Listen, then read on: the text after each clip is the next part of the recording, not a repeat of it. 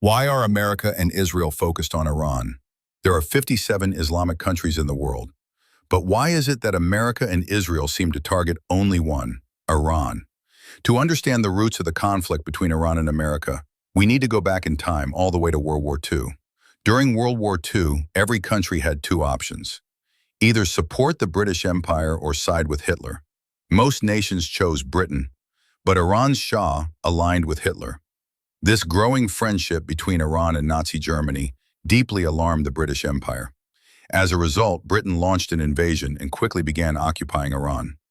Faced with overwhelming force, the Shah of Iran surrendered within days and begged to keep his throne. The British agreed, on one condition: the Shah must step down and install his 22-year-old son, Reza Shah Pahlavi, as the new ruler. Reza was a loyal puppet of the British Empire. Reza Shah was deeply inspired by the West. He wanted Iran to adopt Western clothing, Western lifestyles, and abandon Islamic traditions. From day one, he tried to distance Islam from Iranian society. He banned the hijab, closed religious schools and mosques, arrested prominent Islamic scholars, and flooded the country with music, parties, and alcohol. Eventually, Iran, once a proudly Islamic nation, became a major exporter of alcohol. Reza Shah believed he was doing something great. At one point, he even mocked King Faisal of Saudi Arabia for being stuck in the past, urging him to make Saudi Arabia a liberal state. Ironically, today, it's Saudi Arabia that asks Iran to liberalize, but Iran refuses. As the Shah continued erasing Islam from Iran, religious scholars began to rise against him. They preached in mosques and seminaries, warning people of the Shah's actions. Leading them was Ayatollah Khomeini. Khomeini and his followers started a movement, awakening the Iranian public. As his influence grew, the Shah had Khomeini arrested and exiled from Iran. Khomeini took refuge in Iraq, where a young leader named Saddam Hussein watched him closely. Fearing Khomeini's growing power, Saddam once offered to assassinate him, but the Shah arrogantly declined, calling Khomeini an old man who posed no threat. From exile, Khomeini began recording speeches and secretly smuggling them into Iran. These recordings inspired millions, and slowly, people began to see Khomeini as Despite their real rising leader. support, removing the Shah was no easy task. He had a powerful military and full backing from America.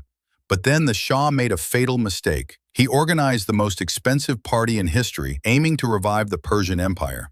In the desert, he built an entire city, imported 600 limousines, and served food on gold plates. While the Shah celebrated, the common people starved. This extravagance further pushed the public toward Khomeini's ideology. Khomeini declared the Shah as a modern-day Yazid, and support for the Islamic movement exploded. Realizing he was losing power, the Shah turned to the West for help. America, France, and others met, but they gave up on him.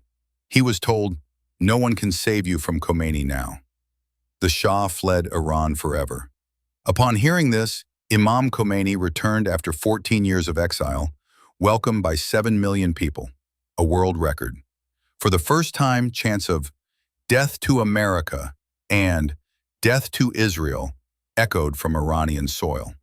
Khomeini's supporters stormed the American embassy and took 50 hostages, demanding the return of the Shah. This marked the beginning of hostility between Iran and the U.S. After the Shah's death, his son claimed the throne in exile, but Iran was now under Khomeini's Islamic Republic. At the same time, Saddam Hussein rose to power in Iraq. Fearing Khomeini's influence, which encouraged rebellion in the Muslim world, Saddam, backed by America and Arab leaders, attacked Iran, sparking an 8-year brutal war. Despite global support for Iraq, Saddam failed to overthrow Khomeini. Eventually, the war ended, and shortly after, Khomeini passed away. His funeral attracted 10 million people, the largest ever recorded. Iran's leadership passed to his student, Ayatollah Ali Khomeini, who remains in power today. Post-war, Iran realized that America and Israel would never leave them alone, unless they had nuclear power. But acquiring it was no easy task until a miracle happened. Neighboring Pakistan successfully tested its first atomic bomb. Dr. Abdul Qadir Khan, the father of Pakistan's nuclear program, secretly shared centrifuge technology with Iran. These machines are crucial for enriching uranium to create atomic bombs. America, however, soon discovered this. Unlike Iran, Pakistan was seen as an obedient ally.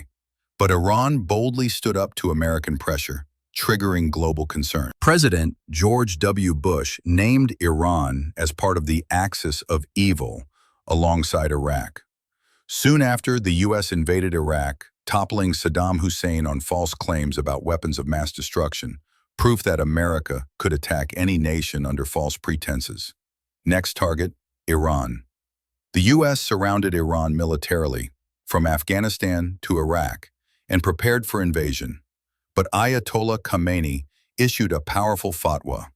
Developing nuclear weapons is haram, forbidden in Islam, as it kills innocents indiscriminately.